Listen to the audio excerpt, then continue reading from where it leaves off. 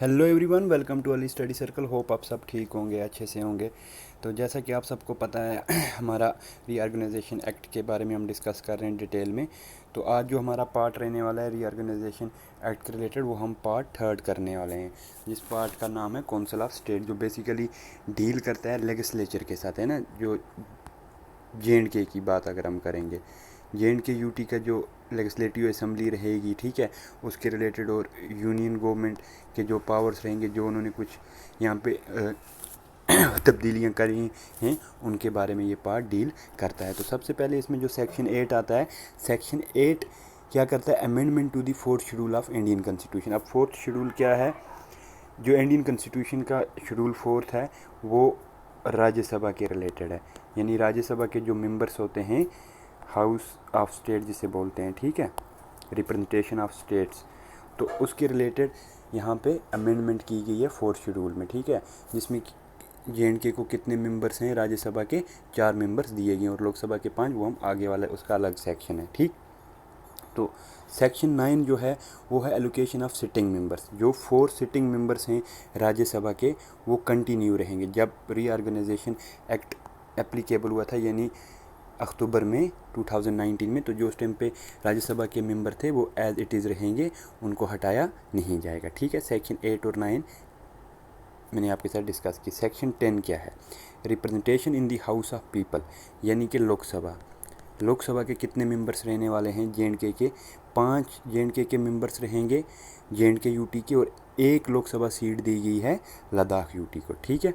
तो यहाँ पे ये सेक्शंस आपको सीधे सेकेंड्स में याद रहेंगे। 8 फोर्थ शेड्यूल में अमेंडमेंट होगा, यानी कि राज्यसभा के रिलेटेड जो है, फिर 9 राज्यसभा के रिलेटेड है, और 10 लोकसभा के रिलेटेड है, ठीक है।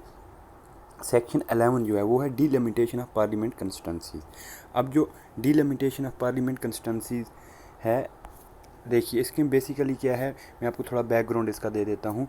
2026 तक डिलिमिटेशन एक्सरसाइज फ्रीज कर दी गई है ऑल ओवर इंडिया में, ठीक है।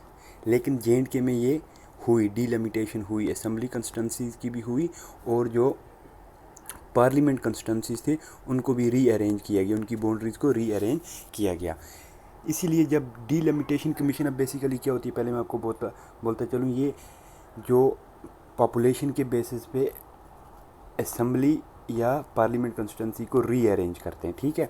तो इसके जो मेंबर्स होते हैं, एक सुप्रीम कोर्ट का रिटायर्ड जज होता है, एक chief election commissioner of India होते हैं, और थर्ड मेंबर इसका होता है इलेक्शन कमिश्नर ऑफ स्टेट, ठीक है। ये 3 मेंबर्स होते हैं। 3 मेंबर बॉडी है जो ये डिसाइड करते हैं। पहले पहले एक ड्राफ्ट रिपोर्ट आती है, और उसके बाद फाइनल रिपोर्ट देते हैं। और इसमें कुछ और मेंबर्स भी ऐड होते हैं जो non officials as a members होते हैं। जो एमपीज़ होते हैं, वो एज नॉन ऑफिशियल मेंबर्स होते हैं, उनका होना या ना होना मैटर नहीं करता है। तो इसीलिए ये जो डिलिमिटेशन एक्सरसाइज की जब फाइनल रिपोर्ट आई थी, तो ये सुप्रीम कोर्ट में चैलेंज की गई, ये सुप्रीम कोर्ट में चैलेंज कर दी गई। तो किस बेसिस पे चैलेंज की गई कि जो जे जो डिलिमिटेशन है, वो 2026 तक क्या है, फ्रीज़ की गई है। तो जे में आपने कैसे कर ली? तो सेंट्रल गवर्नमेंट का जो रिप्लाई था, वो यही था कि हमारे पास प्रोविज़न है रीऑर्गेनाइजेशन एक्ट में कि हम डिलिमिटेशन एक्सरसाइज कर सकते हैं। तो यही इन्होंने अपना वहाँ पे डिफेंस में सेंट्रल गवर्नमेंट ने कहा, ठीक है। तो अब यहाँ पे मैं आपको वही सेक्शन बोल रहा हूँ जो इम्पॉर्टेंट है। तो सेक्शन 8, 9, 10, 11 ये इम्पॉर्टेंट रहने वाले हैं, ठीक है। तो सेक्शन 12 इतना इम्पॉर्टेंट नहीं है, लेकिन सेकेंड्स में है, तो आपको याद रहेगा। तो सेक्शन 12 डील करता है provision as to sitting members. जो लोकसभा के सिटिंग एमपीज़ थे जे के जब रीऑर्गेनाइजेशन एक्ट पास हुआ, तो वो मेंबर भी एज कंटिन्यू रहेंगे टिल नेक्स्ट इलेक्शन। तो नेक्स्ट इलेक्शन जो जनरल इलेक्शन इंडिया में होने जा रहा है, वो 2024 में होने जा रहा है। तो तब तक ये मेंबर्स एंजॉय करेंगे पूरे बेनिफिट, यानी ये एमपीज़ रहेंगे, इनको हटाया नहीं जाएगा।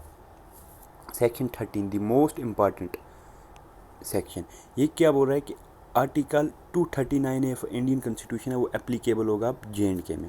अब देखिए यहाँ पे कुछ आपको ध्यान रखने की ज़रूरत है। आपसे क्वेश्चन पूछ सकते हैं, जो जे यूटी है, इसमें सेम किस स्टेट की तरह रूल होता है। अब देखेंगे अगर आप तो दिल्ली में भी लेजिस्लेचर है, JNK में भी लेजिस्लेचर है, लेकिन दिल्ली ऑप्शन इसका गलत होगा। क्यों, मैं आपको बोलता हूँ।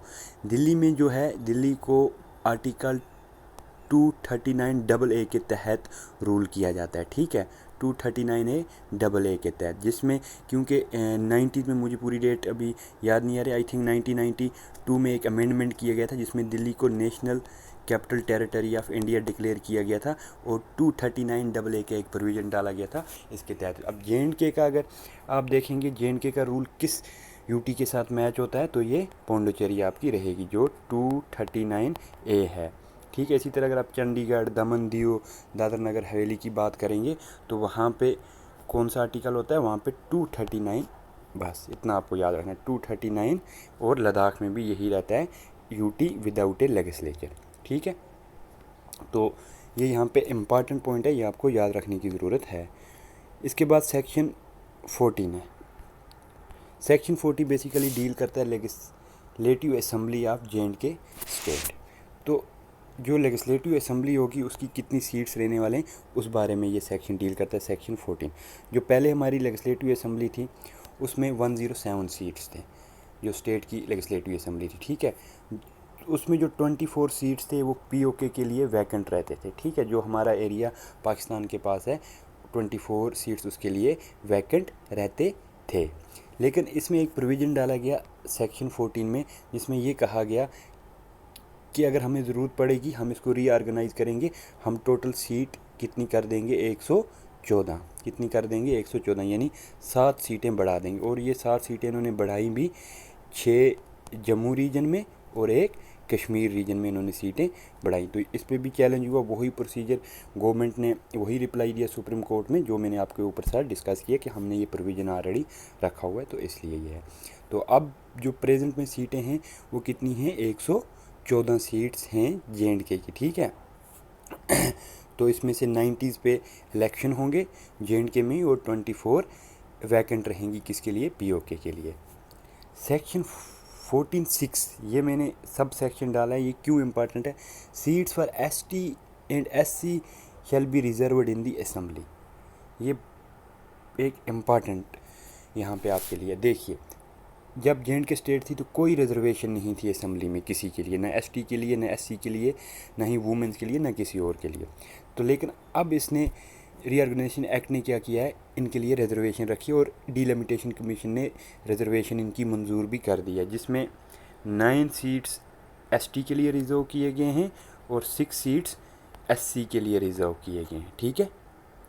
तो ये जो 6 सीट्स हैं SC की, ये पूरे के पूरे जम्मू डिवीज़न की हैं, और ये जो 9 सीट ST की हैं इसमें से 6 जम्मू डिवीज़न से बिलोंग करती हैं और 3 कश्मीर डिवीज़न से बिलोंग करती हैं, ठीक है। तो ये मोस्ट इम्पॉर्टेंट रहने वाला है आपका सेक्शन, ये आपको याद रखने की ज़रूरत है। और इसके बाद जब वुमेंस की बात आती है, सेक्शन 15, तो यहाँ पे भी रिप्रेजेंटेशन ऑफ वुमेन होगी। LG के पावर दिया गया है कि वो कोई भी 2 वुमेंस को नॉमिनेट कर सकता है फॉर लेजिस्लेटिव असेंबली। अब इलेक्शन में रिजर्वेशन वुमेंस को नहीं दी गई, लेकिन LG को एक पावर दिया गया, अगर उसको लगेगा कि वुमेंस की रिप्रेजेंटेशन पूरी तरह से नहीं हो रही है तो वो 2 वुमेंस को नॉमिनेट करेगा, ठीक है। जैसे प्रेसिडेंट लोकसभा में नॉमिनेट करता था, ठीक है, एंग्लो इंडियन कम्युनिटी के 2 मेंबर्स को। अब तो खैर ये अमेंडमेंट करके एंग्लो इंडियन कम्युनिटी ख़त्म कर दिया है, अब ये ऐसा नहीं होता, लेकिन सेम उसी पैटर्न पे 2 वुमेन LG नॉमिनेट कर सकता है। यहाँ पे आपको याद रखना, नॉमिनेट कर सकता है, ये चीज़ यहाँ पे रिजर्व रहेंगी, यहाँ पे LG नॉमिनेट कर सकता है, उस चाहेगा तो करेगा, नहीं उसको लगेगा तो वो नहीं करेगा, अगर उसको लगेगा कि रिप्रेजेंटेशन बराबर है वुमेंस की तो वो नहीं करेगा। तो ये article 14 sub section 6, article 15 most important sections रहने वाले हैं, ठीक है। सेक्शन 16 में लिखा गया कि क्वालिफ़िकेशन क्या रहने वाली है, membership of legislative assembly. Important नहीं है, अगर आप याद रखना चाहेंगे रख सकते हैं, क्वालिफ़िकेशन क्या होगी लेजिस्लेटिव असेंबली के जो MLAs बनेंगे उनकी क्वालिफ़िकेशन क्या होगी। इसी तरह सेक्शन 17 मोस्ट इम्पॉर्टेंट, जो इम्पॉर्टेंट है मैं आपको साथ साथ डिस्कस करता जा रहा हूँ। ये बताता है कि ड्यूरेशन ऑफ लेजिस्लेटिव असेंबली क्या रहेगी। देखिए, अगर हम बैकग्राउंड में जाएंगे, जब हमारी स्टेट थी rest well state of JNK, तो यहाँ पे ड्यूरेशन 6 ईयर की थी, ठीक है। ऑल ओवर इंडिया जो असम्बलीज़ होती हैं, लेजिस्लेटिव काउंसिल होती है, उसकी कितनी टर्म होती है? 5। लेकिन जे.एंड.के एक ही ऐसी स्टेट थी जिसमें 6 साल की थी, क्योंकि जे.एंड.के के पास अपना कॉन्स्टिट्यूशन का उसमें ये प्रोविज़न रखा था 6 साल के लिए। लेकिन अब जब रीऑर्गेनाइजेशन हुआ स्टेट का, तो अब ये टर्म बाकी स्टेट की तरह जे.एंड.के में भी 5 साल की रखती। और ये टाइम पीरियड कब स्टार्ट होगा? जब सीएम और मिनिस्ट्री की फ़र्स्ट मीटिंग होगी, हाउस की फ़र्स्ट मीटिंग होगी स्पीकर के अंडर, तो उस टाइम से ये ड्यूरेशन ली जाएगी। ठीक है, फर्स्ट मीटिंग से, यानी 5 साल की। मोस्ट इम्पॉर्टेंट सेक्शन, ठीक है, section 18, session of Lok Sabha session of legislative assembly prorogation and dissolution. इसमें क्या बेसिकली दिया गया है एलजी को? LG shall summon the legislative assembly once in 6 month, यानी एलजी लेजिस्लेटिव असेंबली की मीटिंग लेगा 6 महीने में कम से कम एक बार। ठीक है, एलजी के पास ये पावर भी होगा कि वो असेंबली को डिज़ाल्व कर सकता है। अब डिज़ाल्व किस बेसिस पे कर सकता है वो आपको पता है, इंडियन पॉलिटी में आपने पढ़ा होगा, break down of constitutional machinery. अगर उसको लगेगा तो वो डिज़ाल्व करके प्रेसिडेंट रूल वहाँ पे नाफिज हो जाता है। वो हम इंडियन पॉलिटी में अच्छे से डिस्कस करेंगे। तो सेक्शन 17 मोस्ट इम्पॉर्टेंट, उतना इम्पॉर्टेंट नहीं है, आप याद रखना चाहेंगे रख सकते हैं। सेक्शन 90 डील करता है speaker and deputy speaker of legislative assembly के साथ। ठीक है, तो लेजिस्लेटिव असेंबली चूज़ करेगी अपना स्पीकर एंड डिप्टी स्पीकर, जैसा इंडियन पॉलिटी में पहले ही प्रोविज़न है, from its member of legislative assembly. Not much important. ठीक है, सेक्शन 20 क्या कहता है? Speaker and deputy speaker not to preside while a resolution for his removal is under consideration. Same Indian constitution का प्रोविज़न डाला है कि स्पीकर या डिप्टी स्पीकर उस टाइम पे असेंबली को प्रेजाइड नहीं करेंगे जब उनके ख़िलाफ़ कोई रेजोल्यूशन पास हो रहा होगा असेंबली में उनको रिमूव करने का। ठीक है, not an important act section. फिर section 21 special address by LG to legislative assembly.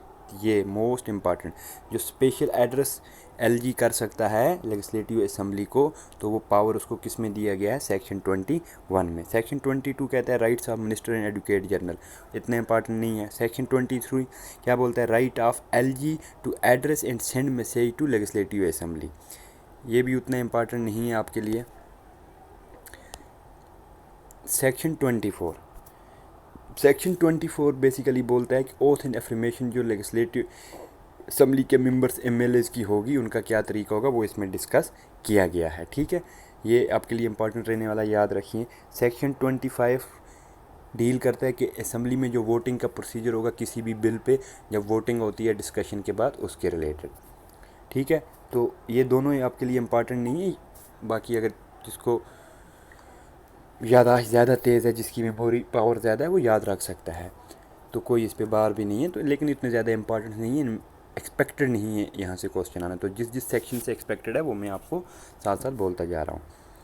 Section 26 deal करता है वेकेशन ऑफ सीट। जब कोई सीट कैसे होगी? No person shall be member of both parliament and legislative assembly. अब देखिए यहाँ पे, अब अगर कोई बंदा एमएलए सेलेक्ट होता है, ठीक है, उसके बाद अगर लोकसभा इलेक्शन होते हैं साल के बाद, 2 साल के बाद, 3 साल, वो एमपी बन जाता है, तो उसको ये दोनों में से एक सीट छोड़नी पड़ेगी विद इन 6 मंथ।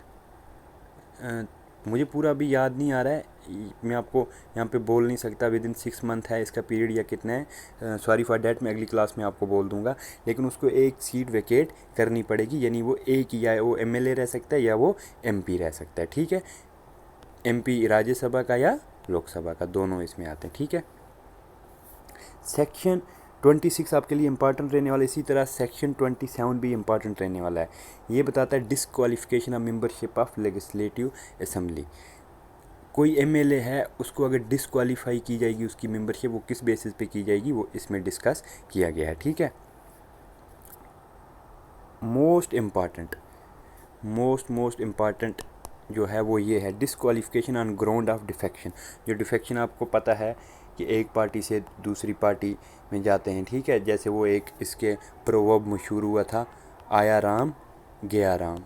ठीक है, एक एमपी थे जिन्होंने 3 पार्टियां चेंज कर ली थी 24 आवर्स में, तो ये फिर एक डिफेक्शन लॉ गवर्नमेंट ने लाया था 90s में। तो ये सेक्शन 28 में उसी के प्रोविज़न डाले गए कि डिसक्वालिफिकेशन हो जाएगी उस मेंबर की जो डिफेक्शन करेगा। ठीक है, अपनी पार्टी के साथ गद्दारी करेगा बेसिकली, ठीक है। तो सेक्शन 29 जो है, penalty for sitting in voting before oath and affirmation, not much important. इसमें यह है कि अगर आप हाउस में बैठते हैं और वोटिंग करते हैं, कब, जब आपकी ओथ एंड एफर्मेशन कंप्लीट नहीं हुई है एलजी के सामने, तो आप ये नहीं कर सकते, आपको पेनल्टी होगी। उतना इंपॉर्टेंट नहीं है, बस आप जस्ट को बोलने के लिए। Power and privilege of member of legislative assembly, section 30 important रहने वाला आपका सेक्शन 30, जिसमें पावर क्या रहेंगे और इनके प्रिविलेज क्या रहेंगे एमएलएज के, उसके रिगार्डिंग, ठीक है। Salary and allowances, not much important, ये भी legislative assembly. Section 32 extent of legislature power, legislative assembly of JNK UT shall make laws for JNK UT with respect to any matter in the state list except public order and police. Most important है आपके लिए। देखो, section 32 बोलता है कि JNK UT के पास power होगा किस लिस्ट पे लॉज बनाने का, स्टेट लिस्ट पे लॉज बनाने का, ठीक है। अब स्टेट लिस्ट में पब्लिक ऑर्डर भी आता है और पुलिस भी आती है, लेकिन इन दो पे ये लॉज नहीं बना सकते, क्योंकि यूटीज़ में पब्लिक ऑर्डर एंड पुलिस, इसके पावर डायरेक्टली होम मिनिस्टर के पास होते हैं, home minister of the country, यानी जो अभी हमारे अमित शाह जी हैं उनके पास ये पावर हैं, सेंट्रल गवर्नमेंट के पास ये पावर रहेंगे। अब स्टेट लिस्ट में ये ऐड है public order and police state subject है, लेकिन यूटी में ये सेंट्रल पावर बन जाता है, ठीक है। जिस पे आप देख रहे हैं दिल्ली सीएम और सेंट्रल की आपस में टसल चलती रहती है हमेशा, वो सुप्रीम कोर्ट तक भी जाते हैं। रिसेंटली एक सुप्रीम कोर्ट की जजमेंट भी आई है, तो वो तो खैर करंट इवेंट का एक टॉपिक है, वो जब हम इंडियन पॉलिटी पढ़ेंगे वहाँ पे हम ये डिस्कस करेंगे, ठीक है। तो पब्लिक ऑर्डर और पुलिस सेंटर के पास रहेंगी, बाकी स्टेट लिस्ट पे JNK असेंबली लॉज बना सकती है। तो ये सेक्शन कौन सा है, सेक्शन 32, याद रखिएगा, ठीक है। Section 33 exemption of property of union from taxation, UT legislature assembly has no power to impose tax on the property of union of Indian government. अब देखो, ये भी आपके लिए इंपॉर्टेंट रहना है, जो भी यूनियन गवर्नमेंट की प्रॉपर्टी होगी JNK में, यूनियन गवर्नमेंट की कोई भी ऑफिस होगी, प्रॉपर्टी होगी, उस पर अगर टैक्सेशन करनी है तो वो यूनियन गवर्नमेंट ही डिसाइड करेगी, लेकिन स्टेट के पास कोई पावर नहीं है यूनियन गवर्नमेंट की किसी भी प्रॉपर्टी पे टैक्स इम्पोज करने का। तो ये सेक्शन 32 एंड 33 मोस्ट इम्पॉर्टेंट हैं, ठीक है। इसी तरह आपका सेक्शन 47 है, जो बोलता है ऑफिशियल लैंग्वेज और language to be used in legislative assembly, जो ऑफिशियल लैंग्वेज रहने वाली है लेजिस्लेटिव असेंबली की, या जो लेजिस्लेटिव असेंबली में यूज़ होगी वो कौन सी लैंग्वेज रहेगी, तो वो इसमें डिस्कस की गई है। अब जो अगर ऑफिशियल लैंग्वेज की बात करें JNK की, तो एक अमेंडमेंट लाई गई थी 2020 में, उसमें पहले हमारी उर्दू हुआ करती थी ऑफिशियल लैंग्वेज JNK की, और असेंबली में हम इंग्लिश भी यूज़ करते थे ना। अब लेकिन 5 ऑफिशियल लैंग्वेज हैं, कौन कौन सी हैं उसमें आपको बताता चलूँ। इंग्लिश है, उर्दू है, हिंदी है, डोगरी एंड कश्मीरी, ये अब 5 ऑफिशियल लैंग्वेज हैं JNK UT की, ठीक है। तो आर्टिकल 47 ऑफिशियल लैंग्वेज के रिलेटेड है। आर्टिकल 48 जो है, सेक्शन 48 जो है, language to be used for acts bill ETC, ये दोनों आप याद रखिए, सेक्शन 47 एंड सेक्शन 48, ये जो लैंग्वेज यूज़ करेंगे एक्ट्स और बिल में, जो एक्ट्स लिखे जाते हैं या बिल्स पास की जाती है या कोई आर्डर पास किया जाएगा असेंबली में, तो उसमें जो लैंग्वेज यूज़ होगी वो इंग्लिश ही होगी। अब फिर इन ऑफिशियल लैंग्वेज का क्या, यहाँ पे एक सवाल आता है ऑफिशियल लैंग्वेज का क्या। जैसे इंग्लिश तो चलो ठीक है, बिल्स में यूज़ होगी सिर्फ इंग्लिश ही, बाकी उर्दू, हिंदी, डोगरी और कश्मीरी की क्या, इसमें आप डिस्कस कर सकते हैं असेंबली में, है ना। जब असेंबली सेशन में होती है तो जो डिस्कशन वहाँ पे होती है, तो इन लैंग्वेज में आप अपनी राय दे सकते हैं, लेकिन जो एक्ट्स होंगी, बिल होंगी या कोई आर्डर पास होगा, वो सिर्फ इंग्लिश लैंग्वेज में होगा। सेक्शन 48 याद रखिएगा, मोस्ट इम्पॉर्टेंट, ठीक। इसी तरह 49 कहता है restriction on discussion in legislative assembly, इस पे लेजिस्लेटिव असेंबली पे रिस्ट्रिक्शंस रखी हैं कि वो इस बारे में डिस्कस नहीं कर सकती है। किस बारे में, no discussion shall take place in legislative assembly with respect to the conduct of any जज ऑफ सुप्रीम कोर्ट और of high court in discharge of duty. जो इंडियन कॉन्स्टिट्यूशन में पहले ही पावर रखा गया है कि पार्लियामेंट डिस्कस नहीं कर सकती है जज के कंडक्ट को, ना ही हाई कोर्ट के जज को, ना ही सुप्रीम कोर्ट के जज के कंडक्ट को, या उन्होंने कोई आर्डर पास किया उसके बारे में डिस्कशन नहीं होगी, जो हमारी इंडिपेंडेंट जुडिशरी के एक ख़ास फीचर है। तो सेम उसी पैटर्न पे लेजिस्लेटिव असम्बली के पास भी पावर नहीं है कि वो इनके कंडक्ट को, इनकी किसी भी आर्डर को जो इन्होंने with regard to their duties pass किया होगा या कोई भी इन्होंने बात की होगी कोर्ट में, तो इनके पास पावर नहीं है कि वो उसके बारे में डिबेट करें या डिस्कस करें। ये सेम इंडियन कॉन्स्टिट्यूशन का फीचर ही यहाँ पे डाला गया, ठीक है। उसके बाद डायरेक्ट मैंने आपको यहाँ पे सेक्शन 53 दिया है, ठीक है। सेक्शन 53 में क्या है, बीच वाले इंपॉर्टेंट नहीं थे इसलिए मैंने नोट डाउन नहीं किए। सेक्शन 53 कहता है काउंसिल ऑफ मिनिस्टर। अब जो स्टेट असम्बली जब चूज़ होगी, इलेक्शन होंगे, उसके बाद जो काउंसिल ऑफ मिनिस्टर होंगे वो 10% of total member of legislative assembly जो बाकी जगहों पे, यानी 10% मिनिस्टर ही रहेंगे। 10% से ज़्यादा लोगों को आप मिनिस्टर नॉमिनेट नहीं कर सकते, ठीक है। अब जैसे हमारे मान के चलिए अगर 100 मेंबर की असम्बली है, ठीक है, तो उसके 10% 10 मेंबर्स होंगे, ठीक है। 10 मेंबर्स ही आप मिनिस्ट्री उनको दे सकते हैं, 10 से ज़्यादा नहीं, यानी 10%। इसी तरह हमारे 90 मेंबर्स हैं अभी प्रेजेंट यहाँ पे, तो आप कितने को दे सकते हैं, इसका 10% जो आएगा आप उतना दे सकते हैं, ठीक है। ओके, तो ये था हमारा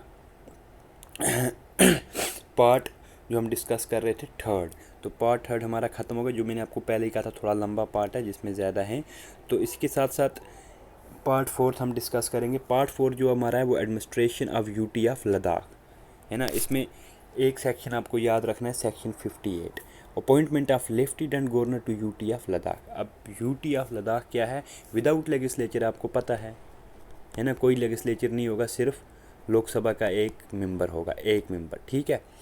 तो यहाँ पे जो लेफ्टिनेंट गवर्नर होगा वो कौन अपॉइंट करेगा, वो आपको पता है पहले से, प्रेसिडेंट अपॉइंट करेगा, वो इस यूटी को एडमिनिस्ट्रेट करेगा on the behalf of governor of India. और आर्टिकल कौन सा यहाँ पे एप्लीकेबल है, 39 ऑफ इंडियन कॉन्स्टिट्यूशन, जो मैंने आपको पहले ही बोला। और ये सेम आर्टिकल 239 है चंडीगढ़ पे भी एप्लीकेबल होता है, हमारे दमन दीव पे भी, दमन दीव दादर नगर एंड हवेली पे भी एप्लीकेबल होता है, ठीक है।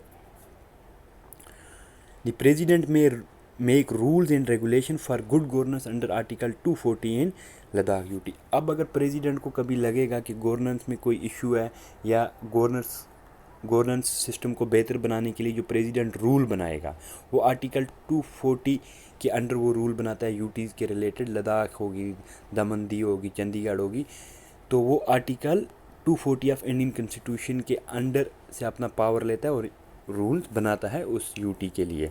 तो ये पावर भी गवर्नर को दिया गया है, सॉरी प्रेसिडेंट को सेक्शन 58 के अंडर दिया गया है। तो एक और पार्ट हम डिस्कस कर लेते हैं, दो एक्चुअली छोटे छोटे हैं ये। पार्ट वी जो है, पार्ट 5 है, ये बेसिकली डीलिमिटेशन कमीशन है। डीलिमिटेशन कमीशन क्या है हमने ऊपर डिस्कस कर दिया है। तो यहाँ पे सिंपल आपको याद रखना है, सेक्शन 59 से लेके 64, सेक्शन 59 से लेके 64 डील करते हैं किसके साथ, delimitation of parliament constituencies and assembly constituencies के साथ है। यहाँ पे से क्वेश्चन इंपॉर्टेंट नहीं है, लेकिन अब ये करंट इवेंट्स पिछले साल का था, तो यहाँ से आपको पूछ सकते हैं, पार्ट वी या सेक्शन आपको पूछ सकते हैं किससे डील करता है। तो 59 से लेके 64 तक जो 5 सेक्शंस हैं इनमें इसी के बारे में, ठीक है। पार्ट 6 मोस्ट इम्पॉर्टेंट, जैसे मैंने आपको पहले बोला डीलिमिटेशन कमीशन इसमें रहने वाला है इम्पॉर्टेंट, ठीक है।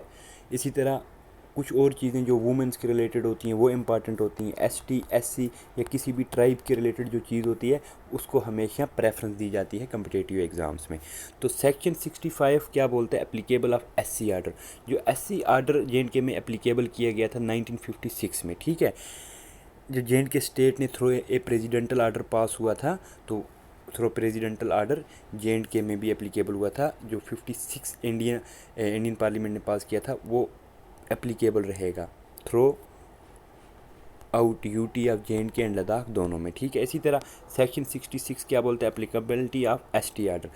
अब यहाँ पे जो एसटी है, एसटी आर्डर जो है जे का, ये बेसिकली जे पहले एसटी में ऐड नहीं थी, यानी जो ट्रिबल कम्युनिटीज़ हैं यहाँ पे, गुज्जर हैं, बकरवाल्स हैं और 5-6 कम्युनिटीज़ हैं, उनको एसटी का स्टेटस नहीं था टिल 1989 में जे में ये आर्डर एप्लीकेबल किया। हालांकि इंडिया में 1956 में एसटी आर्डर पास हुआ था, लेकिन जे में ये एप्लीकेबल कब हुआ, 1989 में। तो ये भी एज इट इज़ और इसमें फिर 1992 में अमेंडमेंट भी हुई थी ठीक है, JNK के रिलेटेड मैं आपको बात करता हूँ। अमेंडमेंट कर दी गई थी, तो सेकंड ये फर्स्ट अमेंडमेंट थी।